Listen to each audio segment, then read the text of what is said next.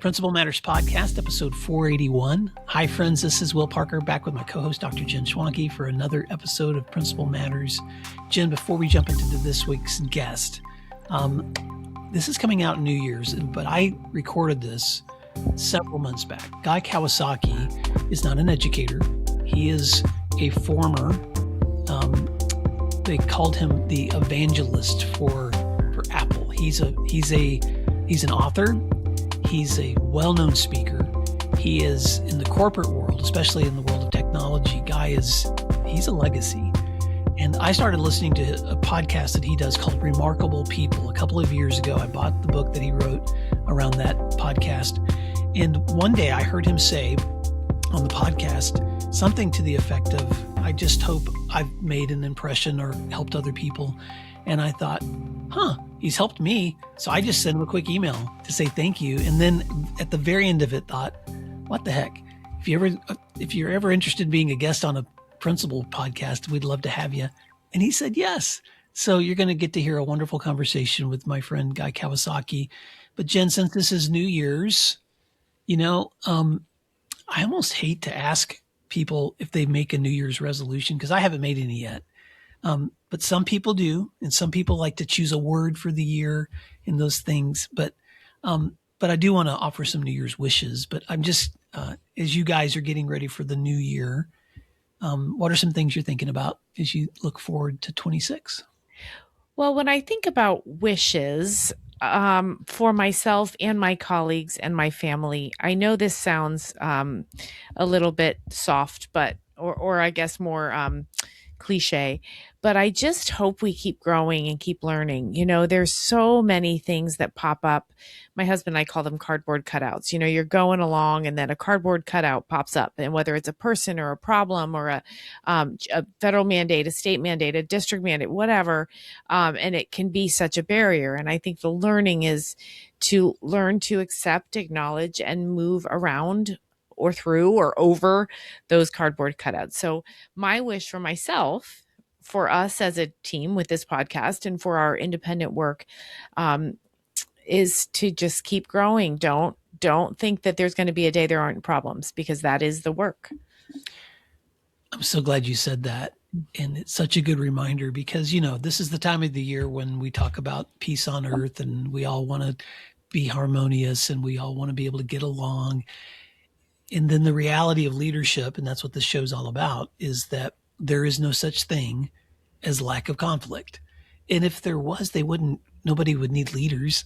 So I know that we've talked about this in other settings, Jen, but I can remember many times in my work just wishing, can I just do one day without something that I have to solve or some fire to put out or some conflict between people? And then at some point, I finally just kind of woke up to the reality that that's actually why I'm needed here. That's the mission of my work, is to be here to help reconcile and to help resolve and to help find solutions. And yes, to want to pull my hair out sometimes when I can't find those solutions. So thank you. I love that image of the cardboard cutout, because you're going to be walking along and sometimes it feels really good. And then something, boom, is going to happen. And how we respond to that is often more important than the thing that pops up in front of us. Right. You know what? My team probably makes fun of me behind my back. My favorite thing to do when a problem comes is, okay, let's think about this. Let's slow down and think about this. Because I love doing that. I love, rather than being, we have a problem, is let's think about how to solve it. So that's my wish going forward. Mm-hmm. Well, thanks for that, Jen. And Principal Matters listeners, we'd love to know your wishes. And so if you want to reach out to us, of course, there will be an email accompanying this week's post, or you can send Jen or I some messages through our website. So Jen, how can our friends stay connected with you in this coming year? Yep, absolutely. Find me at jenschwanke.com, and there you can subscribe to my newsletter, which will come out every Tuesday with some little tips and tricks. And you can always reach out to me at will@williamdparker.com or check out today's post at the website. I know you're going to love this conversation with Guy Kawasaki, and Happy New Year. Happy New Year, everyone.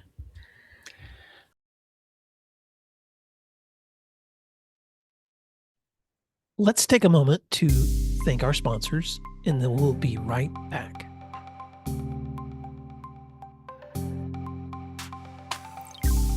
Everyone talks about the power of data-driven instruction, but how do you actually get the right results and know the best next steps. The secret is iExcel. iExcel helps you easily assess performance and determines the best path forward for each student. Whether you need data for benchmarking or intervention planning, iExcel can do it all. And iExcel doesn't stop at assessments. It also provides you with everything else your school needs, from a standards-aligned K-12 curriculum to actionable analytics. iExcel's online learning and teaching platform is research proven to improve student outcomes, and it's used by 95 of the top 100 U.S. school districts. If you want to start driving real progress, get started today at iExcel.com/PM. You're listening to Principal Matters, the School Leaders Podcast.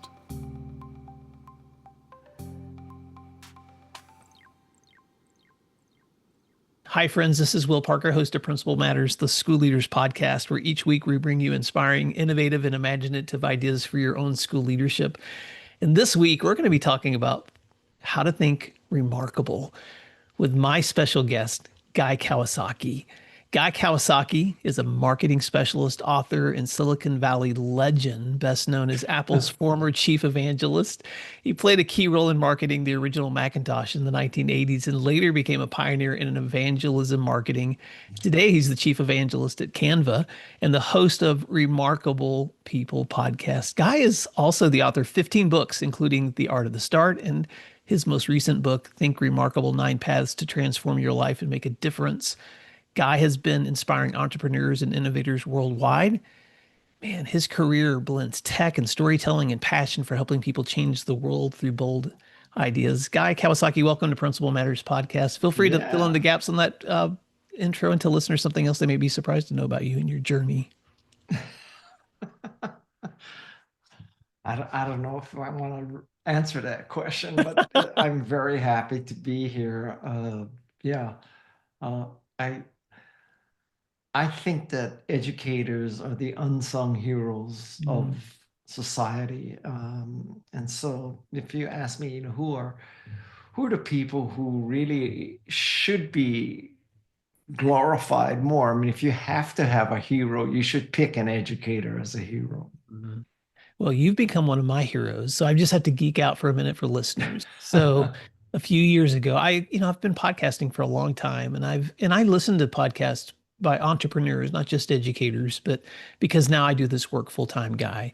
And when I came across your work, I just have to say this out loud. Your spirit of curiosity and joy and authenticity comes across in every single episode that you record with guests. You have remarkable people that you interview, but I have just been so touched by how remarkably generous you are with sharing your lessons. So thank you for the opportunity to introduce you to educators. It's funny. You're very kind to say that. And as I look back on my career, I have to tell you that I think my podcast is the best work I've ever done. Mm. It's also the least appreciated. Well, I've funny turned how you on. That is. I've turned you on to some of my friends, and so I'll give a quick shout out because I know he'll be listening to Brent Klein, principal of Palo Alto High School, who listens to your podcast each week, and he'll tell me if I've missed a good guest. So you have fans in your backyard, but you've got them across the world too. I know some of your story, but I would love for you to tell listeners the Guy Kawasaki story. You've overcome a lot of obstacles to achieve the outcomes you've experienced. And I'm just curious what that journey's been like and what role educators have played in that journey. You know what? Let's maintain the consistency of open and transparent, because I have not overcome a lot of obstacles. Not like, when you read these stories of people who immigrate to America and, they have one little bag and they have nothing and they start from nothing, or they overcome medical or drugs or crime or whatever. I don't have any of those kind of stories. I came from Hawaii. I lived, in a poor area of Hawaii, but not like, crushingly poor. I never knew I was poor, quite frankly. But let's immediately shift this to an educator's story. So I was raised in a place in Hawaii called Kalihi Valley. And if you're familiar with Hawaii, Kalihi Valley is, shall I say, a challenging area.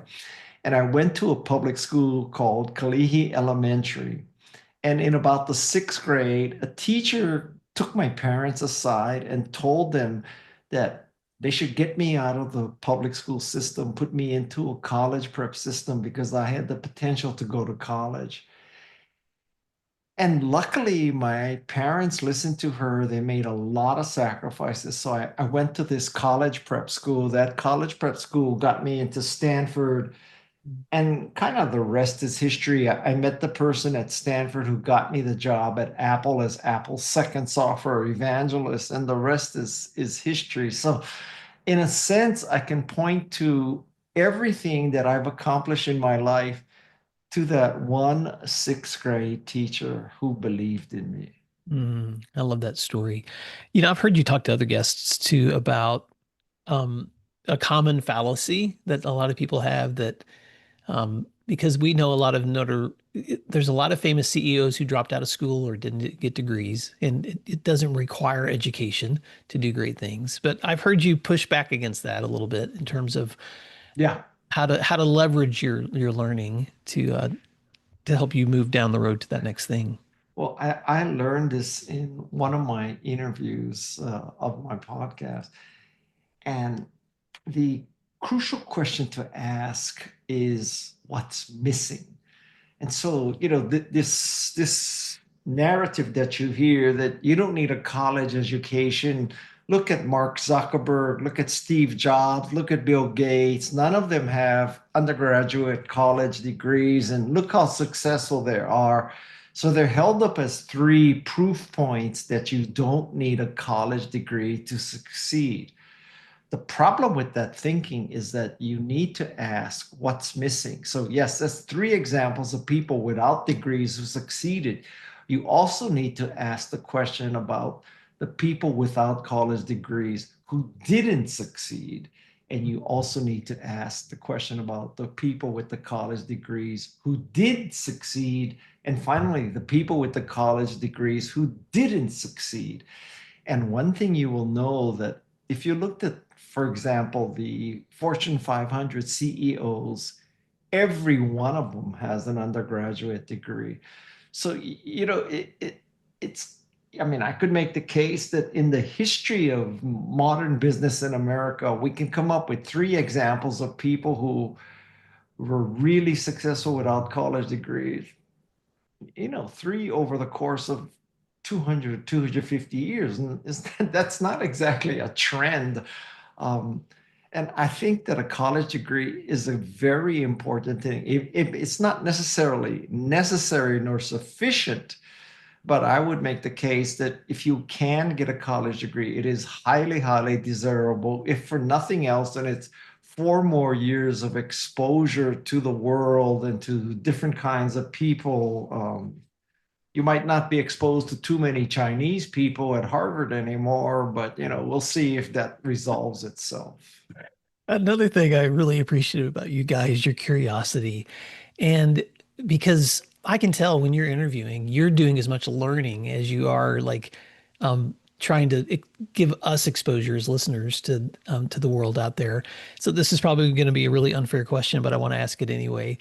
When you think about the hundreds and thousands of people that you've been able to interact with through your work and through your podcast, and I know this is part of what you uncovered in your newest book too, but what do you think makes people so remarkable? What are some of the qualities that you like to point out that cause you to say, this is somebody I want to unpack a little bit more about their experience?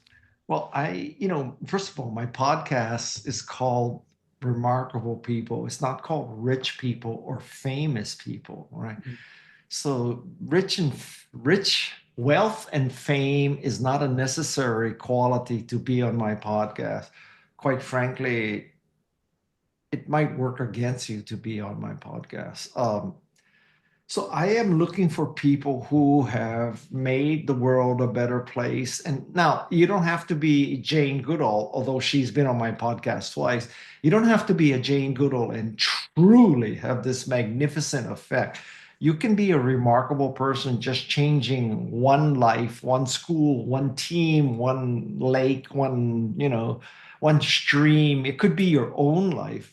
So it's very hard to define, what remarkable is, but it is definitely not necessarily highly correlated with wealth or power. And so I pride myself in bringing to I guess, the consciousness of my listeners, these people they would have never heard of before. They would have never learned about them. And that is a great source of joy for me.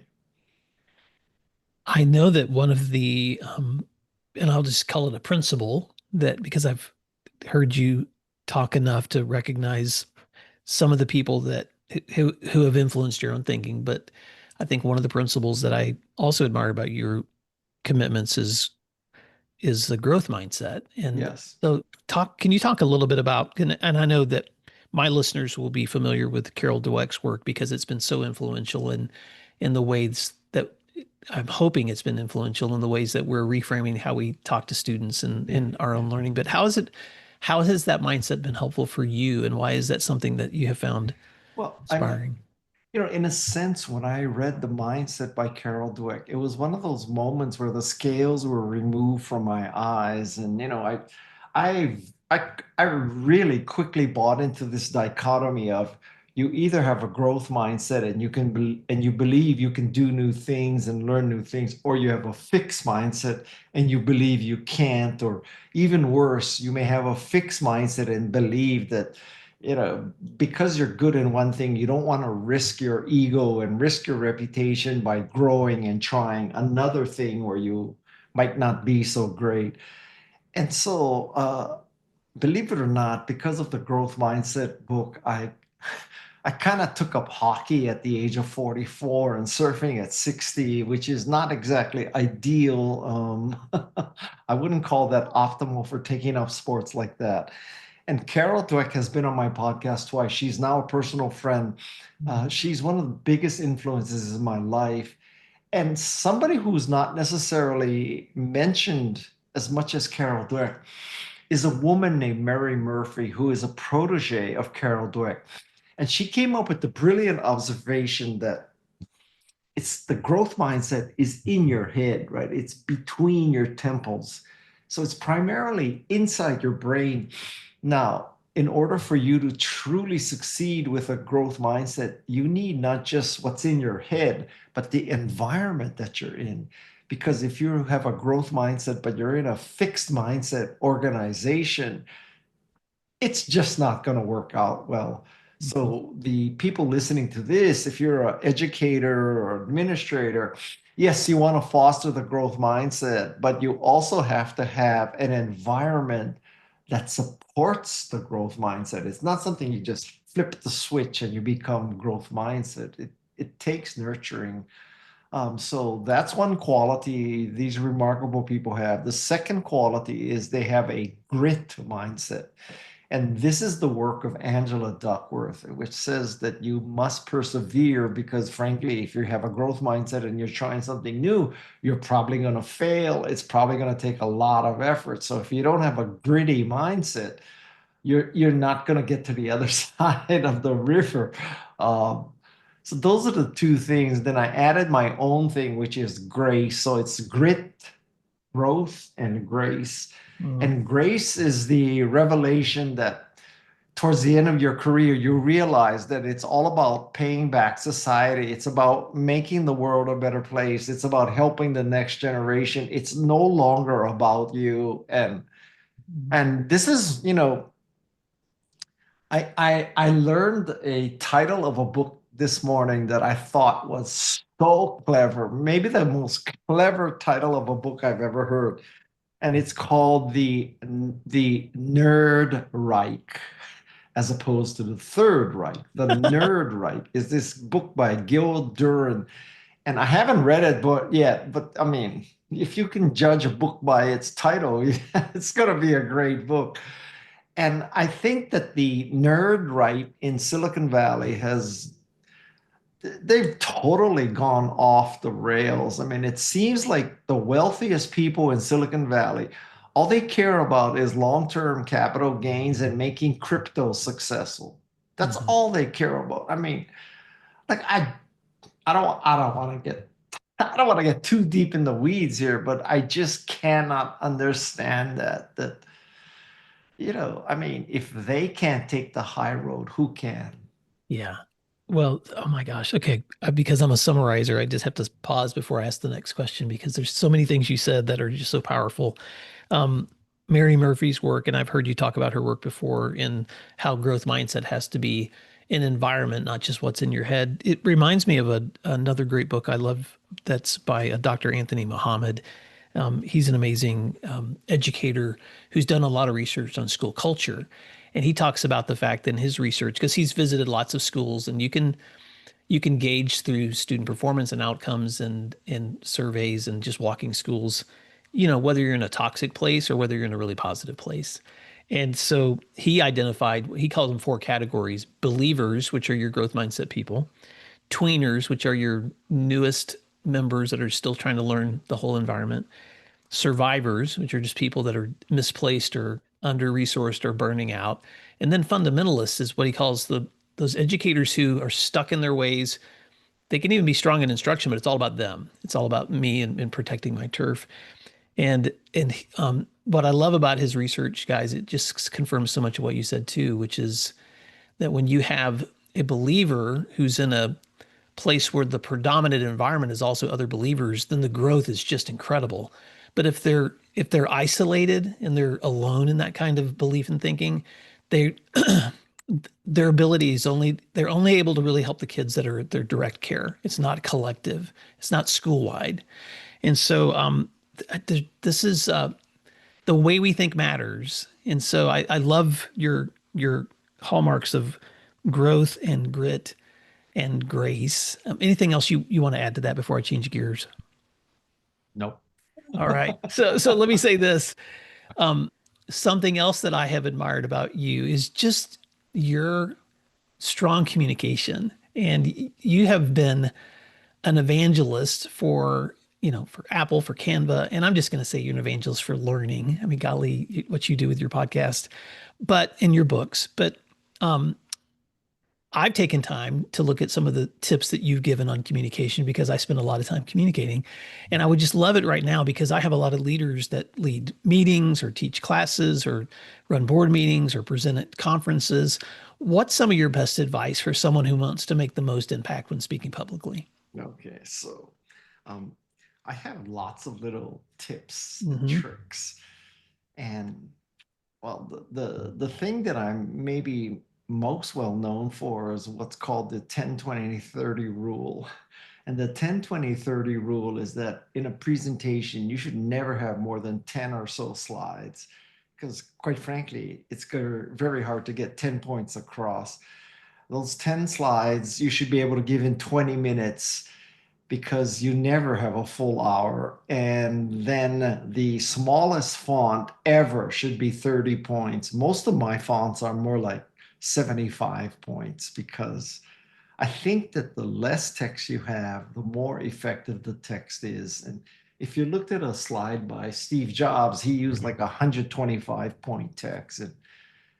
And I mean, I can't think of a more effective communicator than Steve Jobs. So a large font size forces you to really get to the absolute core of what you want the slide to say. And then it's what Nancy Duarte, a speech expert, told me is called the glance test.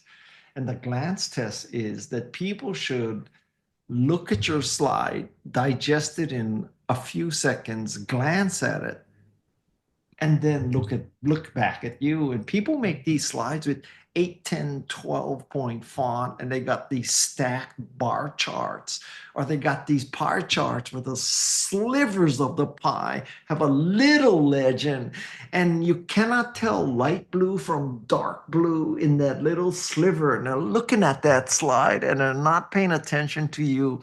You lost your audience. So those are some basics. I would also say that you should try to always start with a story that illustrates, why and what you're talking about. I think stories are much more powerful than facts. And a funny story, a funny topic is, there's this line of thinking that you should never start a presentation with a joke. And because if a joke fails, and most likely it will fail, then you're digging yourself out of a hole for the rest of the time, right? I have a different theory. I try to start every presentation with a joke just for the sheer challenge of making people laugh. So maybe that's a piece of advice you should ignore from me. So anyway, a few slides. I would also say that I think you should always use a white colored font on a dark or black background. The black font on a white background is painful and looks amateurish. You should always have a dark background with a light font. And boy, if people would just do those things right there, they would probably be the best speaker in the house. I'm going to amen all of those. And I'm just going to tell you how many of those suggestions I've tried to use, because when I go present on my books or topics, in fact, a couple of months ago, I was asked to, I don't remember if it was 60-minute, 90-minute, and it was on one of my books where I have 10 specific takeaways in the book, which is way too many. But I decided to try to see what would happen if I limited myself to just 10, like you said. And Guy, the powerful thing about doing that is it gives you the flexibility to really unpack, like you said, with the focus on you, not on what's on the screen. The screen complements what you're trying to say. It doesn't become what you're trying to say. And you're right. The back of the room, if you're not thinking about the back of the room, then you're not reaching the audience. It's got to be what's that person in the very back seeing and hearing, because if they can't see it from the back of the room, then you're not getting the message across. I guarantee you the people at the back of the room cannot understand a pie chart or a stack bar chart. Yeah. There's no way. Speaking of images, I'm just going to raise my hand to talk about how much I love Canva. We use Canva for our marketing. I use it for my presentations. I'm just, because I'm curious, I want to know, how did you get involved with them, first of all?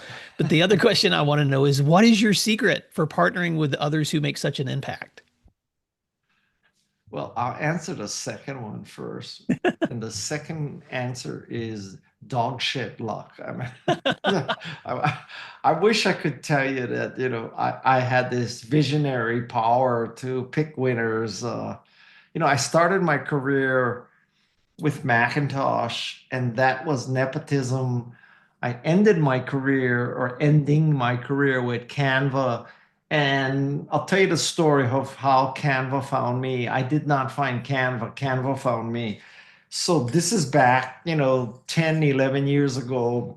This is when Twitter was not a Nazi platform. And on Twitter, my social media person and we had a theory that every tweet had to have a picture.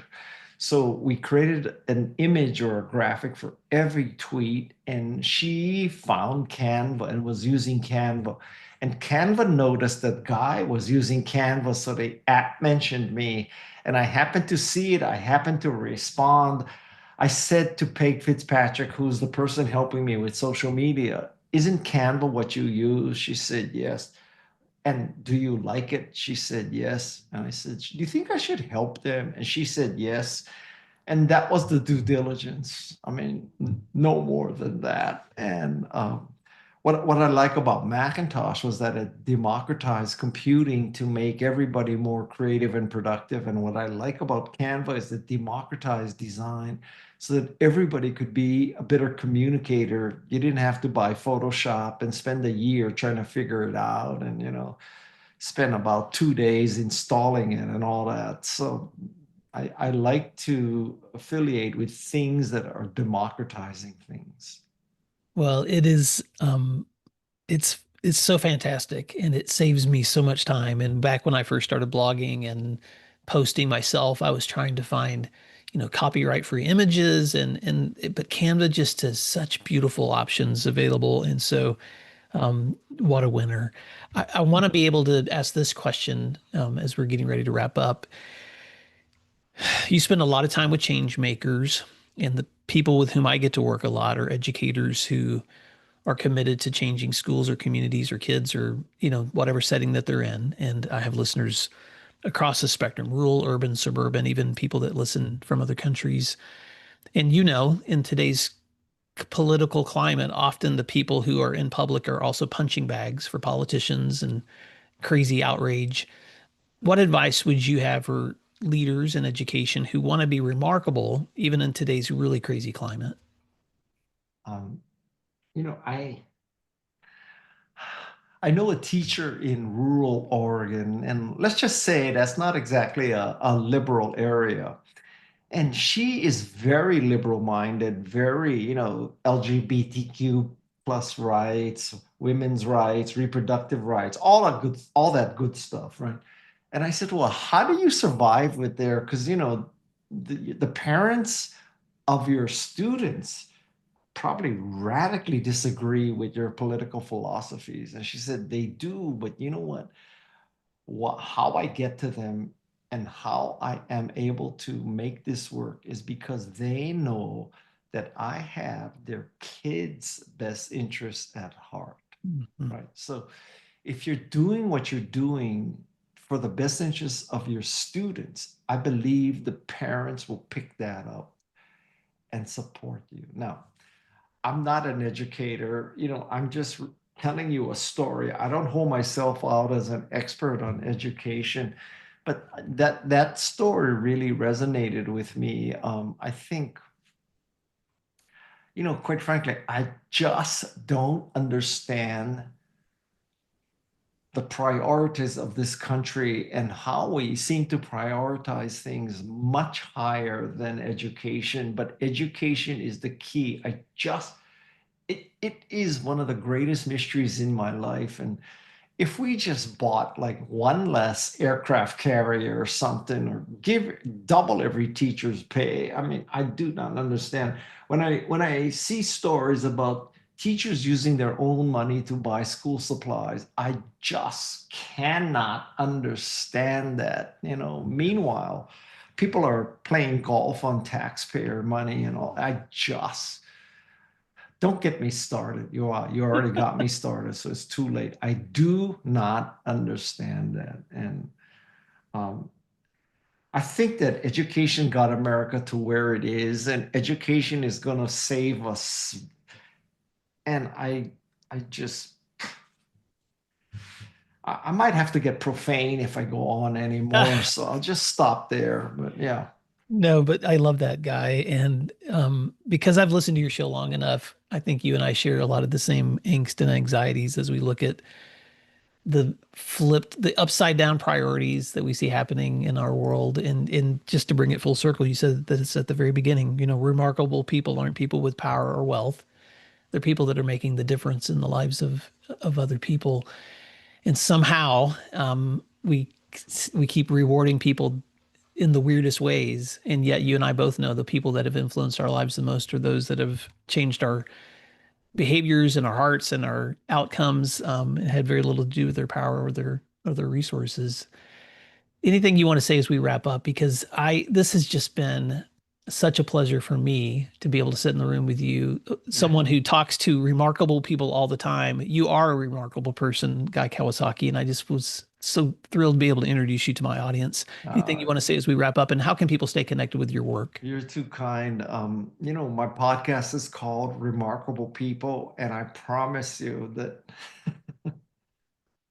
I I leave nothing on the porch. I do my best job for remarkable people, and I'm trying to get all this knowledge out of people to help them be remarkable and help other people be remarkable. And I don't know, for the upteenth time, just let me express my appreciation for what all you educators are doing for society. And I just, at least you know that one person in Silicon Valley truly appreciates what you do. Mm. Well, Guy Actually, Kawasaki. actually, Yeah, let me tell you something. go for it. If you think that most of the Valley are like the nerd Reich that you always read about, you are wrong. Right. The vast majority of Silicon Valley really care about making the world a better place and fostering education and fostering rights and fostering enlightenment.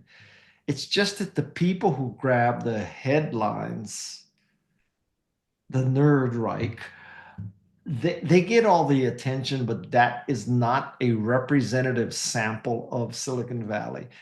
I mean, it's just like the story we discussed before. If you just looked at Zuckerberg, Jobs, and Gates, you would say you don't need college. Well, that's three examples. Well, there's three examples of the nerd right that, don't believe that that's all of Silicon Valley. Ask what's missing.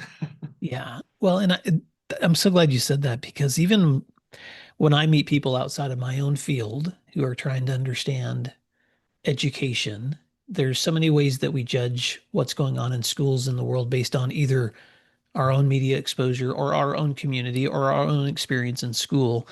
And when people ask me why I enjoy doing the work I get to do now, which is supporting leaders in schools, I'm just like, I don't know how I don't know how to explain what a privilege it is to show up every day with Yeah. with highly like caring people, intelligent people who just have such a heart for making a difference in the lives of their communities. And so, sure, I can find those exceptions to the rule, and we can hold those up. And that seems to be, I don't know, the role of the media seems to always be to hold up the worst case examples. But man, it's so wonderful to be able to be aware of the best case examples. And so I would almost want to apply that same thing about Silicon Valley across every community I get to visit. I can almost always find somebody with a caring heart, a willingness Yeah. to make a difference, people that want to be a part of the solutions, not just problems. I don't know how we can translate that into better voting, Guy, Oh, we but gotta maybe try. we'll You know, try. I thought of something. One of my favorite episodes that every educator should listen to on my podcast is the one with Sir Ken Robinson. Mm, Sir Ken Robinson had yes, like this 35 million view YouTube yes. video, but you should definitely listen to Sir Ken Robinson's episode of Remarkable People. He passed away a few years ago, but I consider it an honor to have ever interviewed him. And I did that interview in person. So Oh, well, Guy Kawasaki, thank you so much for your very well. remarkable work, your Thank you for remarkable having life.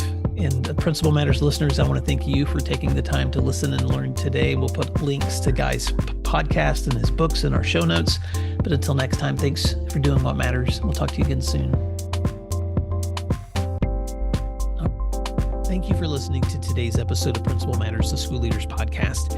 If you enjoyed the show, would you take a moment and like, share, subscribe, or leave us a review?